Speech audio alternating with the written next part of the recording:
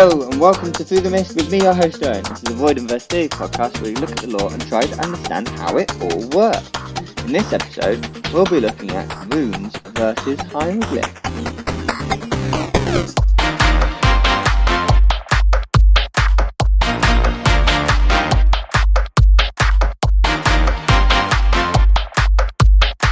Here we are, we're back again with your favourite friend, Owen.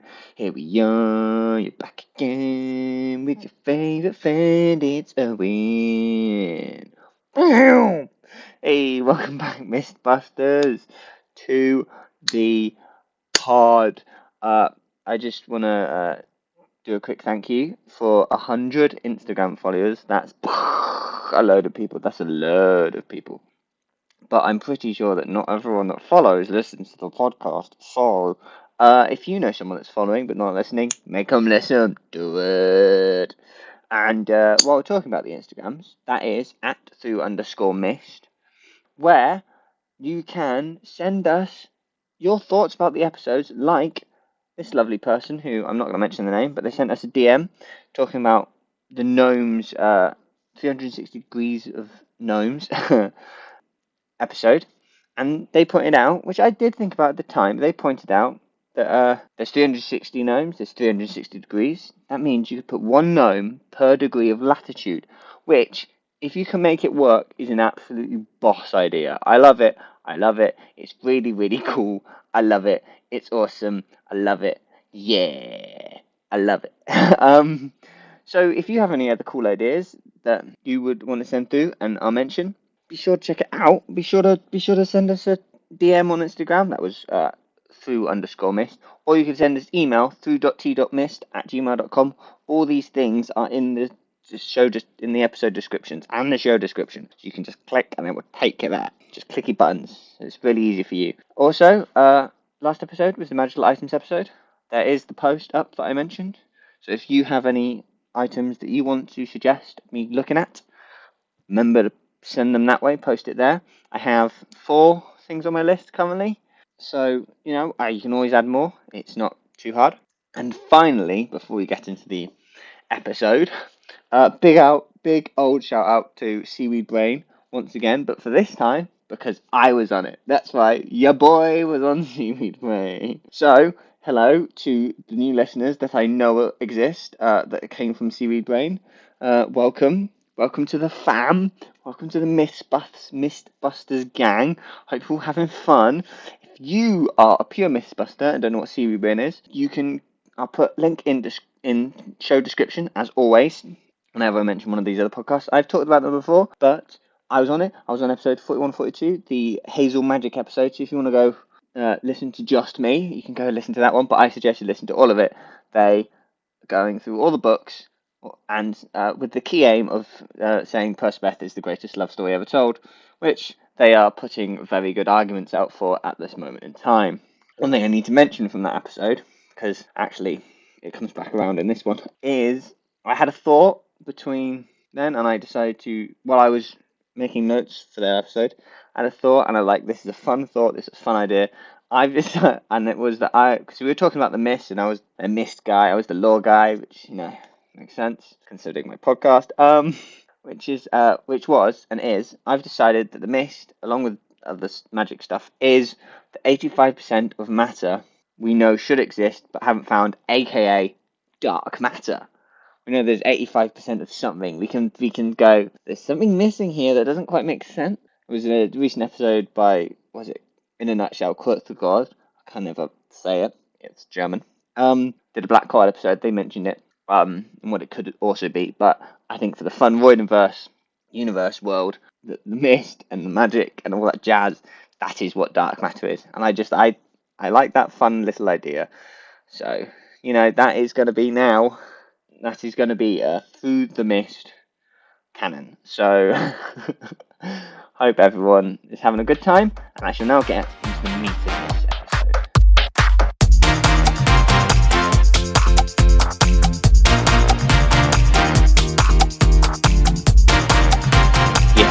Episode meat. Juicy meat. Yes. Let's have some meat. Meat. Vegetable meat. Meat. I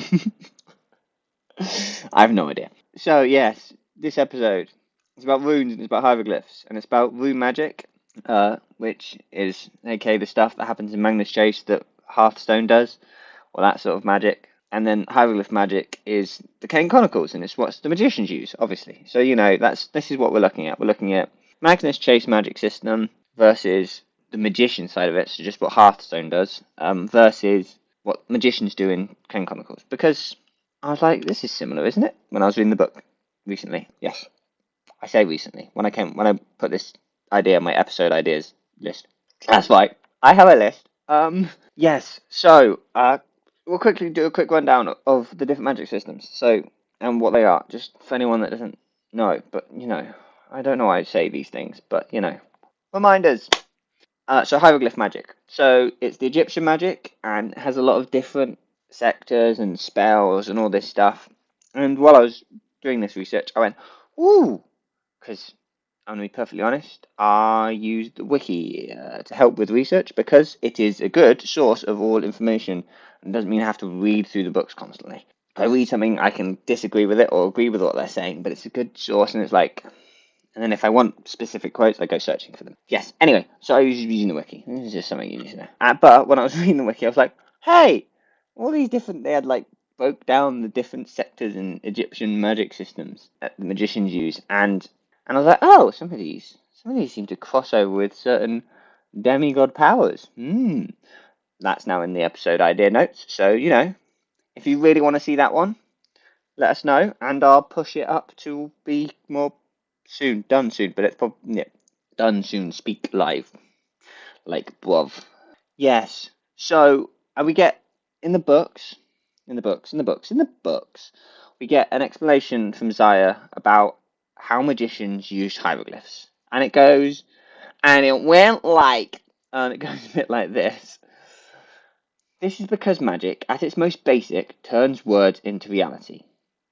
Using your own magic, you will send power into the words on the paper. When spoken, the words will unleash the magic. So what we've got here is that you put words on the paper, you write a word, you say the word comes to life and does things. And in the Egyptian world, this is known as divine words. This magic systems, you can just speak divine words purely, and by doing that, you would make the sound of the hieroglyph. I don't quite know how hieroglyphs have sounds, but they do, which makes sense, really, because they're writing. So you would say the sound of the hieroglyph, or like the sentence that you wanted to say, but you would say it in ancient Egyptian, I guess. And there you can do it. So you don't have to write the divine words. You can just say them, and the hieroglyphs usually appear in the sky and then do their thing. So you produce the spell you want from a set of words, which is all good. It's all fun and games, really. It's all good. All good, good, good, good. Rune magic, you have some similarities. Okay? There's power crossovers, but like I said, that's being tabled for a later date. I got, from the wiki, I got this there's a lovely, concise, what is rune magic? And it's right on the money for what I wanted, really. So, Nick tip. Rune magic is the strongest form of Norse magic. Users of this form of magic can either carve the rules into objects or chant and sing the names and sounds of the runes to cast spells. So similar. You can either write them or you can just splurt them out and you're doing magic.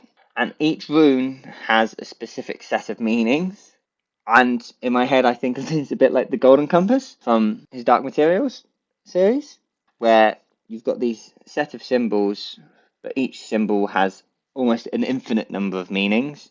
And if you know these meanings, you can read this compass, or in this case, you know the meanings, you can do infinite amount of magic with very few runes. So you wouldn't have to spell out a whole word. You could go, well, this rune has these meanings. So I think one of the ones we get is the rune for travel or stuff. It has travel, you can each rune has a set load of meanings. So we don't get much information about rune magic. As Hearthstone is the only one we really see do it. We know Odin can do it because he teaches Hearthstone, but it is Odin's barely in the book, so it's mainly Hearthstone that we see do it. We don't get much information because Hearthstone doesn't like to communicate because he has to use his hands, which kind of makes sense. He uses the bare minimum amount of words it takes possible. Okay, we're going to put a quick break in here. Yep.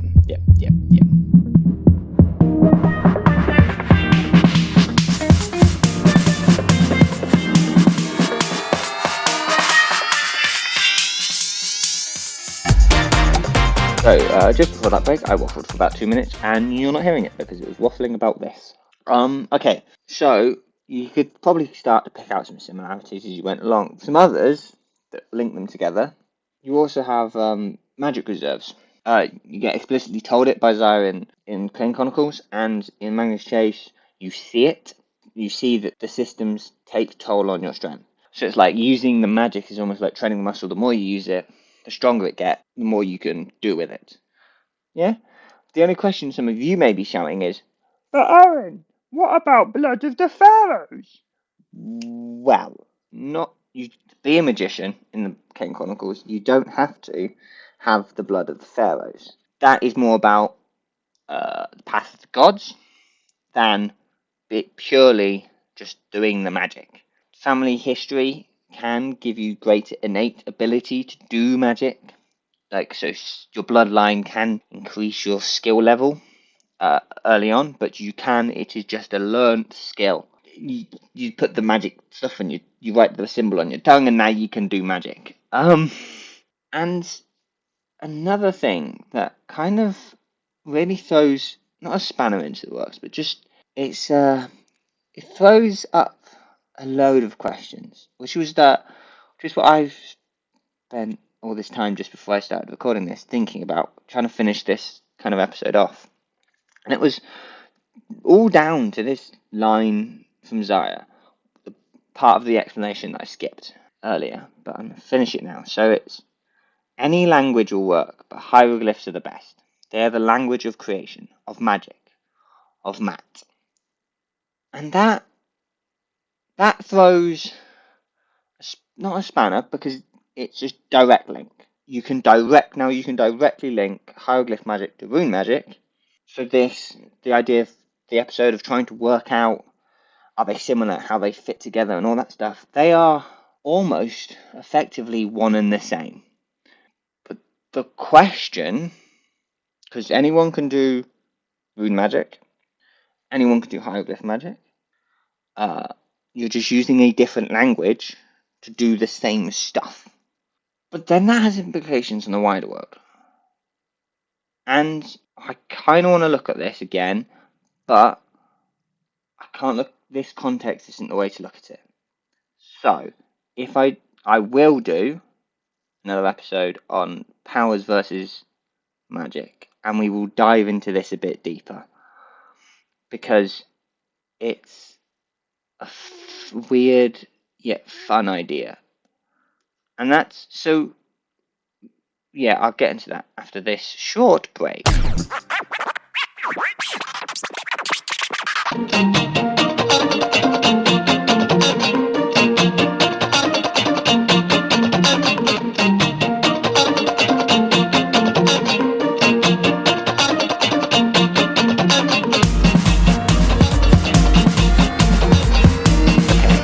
So, hieroglyphs are the best, but any language will work to do magic. You see it. You see Sadie write the word fire in English, and boom, fire appears. So, but apparently hieroglyphs are best. So, does that mean all learnt magic systems within the Voidinverse has its source in Egyptian mythology? As I said, hieroglyphs are the best language for magic.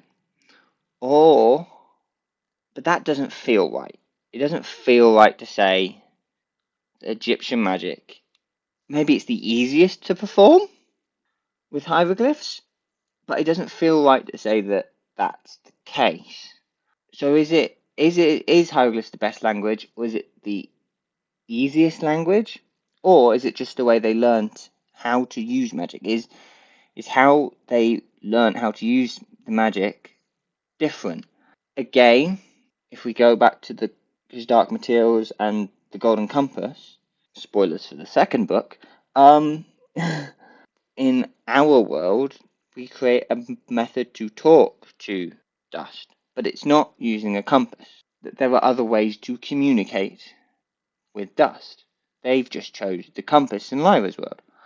So this is a similar thing where the Egyptians learnt how to do magic using hieroglyphs. So they maximized how they do magic for hieroglyphs. So they tap into order, mat, and they make the impossible. But did they do this? Do they use hieroglyphs not because it's the best language for magic, but it's the best language for their magic, for how they tap into magic. The procedures they put in place work best with hieroglyphs. But then you get to the divine word things where they just say it, but to say divine words properly, they put hieroglyphs on your tongue. So you know, and we don't really know how spoken rune magic works because, well, Hearthstone never speaks. We never see Odin do it. So we don't know. There's some people we assume do rune magic, like the Nairns, but then they only appear in one book and for barely a scene. Basically pointless. So there's questions. And then you go to, like, okay, so if we're linking all the magic systems and we go to Greece or Rome, which we're not going to go very far in, but you've got myth manipulation. And with Hazel, linking back to the Cerebrine episode, which we were looking at, when she does her magic, she never speaks a spell. She just kind of does the magic. So there's questions about that. Is it a power or is it magic? And then you have Alabaster from the Summer Magic, and he never really says a spell, but he has symbols all over his cloak which light up when things happen. I did a quick scan. Someone can come and correct me. So so are they all tapping into the same system? So is there something in the foundation of this universe that everyone is connected to and has different ways of accessing? Is there like a source that everyone connects to? So if we go on through like three main examples, you got mortals, and for them how they tap into it is they turn concepts into reality. They create gods through concepts and belief. And demigods are a product of this mortal reality clashing with the mortals, the concepts clashing with the mortals, what they believe clashing with itself, effectively. And then magicians, somewhere in the middle, between a demigod and a mortal, where they have the power to see through quite easily. They have a very good, easy and high magic reserve. So it's this, but they connect to it through their spells and through. So I'm going to slightly edit my comment from earlier about dark matter, and it's not just like the mist, as in the veil between the worlds, but it's the entire body of where magic comes from, like magic itself, and what these people are tapping into. Like, if you look at the Staff of Cerberus, the Demigods and Magicians book, you would say it's the Dawns, because the mist, as demigods call it, is just that top layer of the Dawns. But then what are their gods made of? Are they made of myth? Like, this is where soft magic system really comes into its own, and it's like malleable and squeezy. And I'm using things that I said in Seaweed Bread again. You should really listen to that episode just for my section alone. Yeah, so you can see I'm thinking quite heavily about this because it's fun. I'm enjoying this, but I don't think this is the right way to look at it anymore. And I think we'll have to move on. Maybe in a couple of months or so, we'll look at it again, but from a different perspective, and see if we can come up with more information on this. But that does leave one leftover question from this entire system, which I'm going to get to after the break.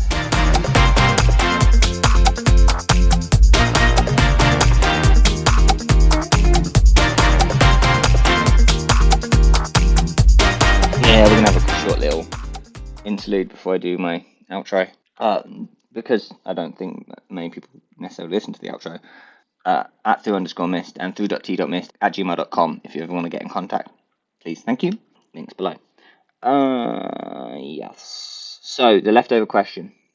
One question. Final question. What is the meaning of life? No. How does... Because these hieroglyphs and runes, they're used in written language, and they were used in spoken language at a point. So how does this spoken/written language know when it is being used for magic or not? When does it go, oh, I'm magic now? And when does it go, no, it's not, I'm not magic? And if you go back to the Zaya explanation from earlier, she states, using your own magic, you will send power into the words on the paper. So when you are writing down this stuff, you are already going, this is now a magic word. This is now magic. So it's all about the beliefs and the intentions of the user. They go, this thing shall do magic. It shall do magic. The extent of what that and how big that magic is all depends on how much they have trained their magic reserve and how powerful they are and how much they know how to use it. So if they know how to tap in better, they should tap in better, sort of thing. Yeah, that's the final question. That's what I have. Hopefully you've all enjoyed. Run the outro.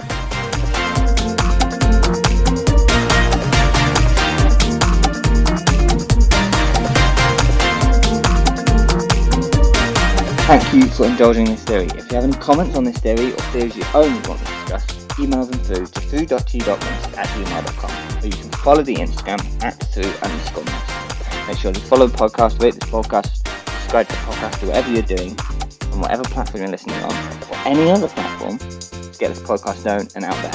I've been Owen, and come back next time as we try to see who that is.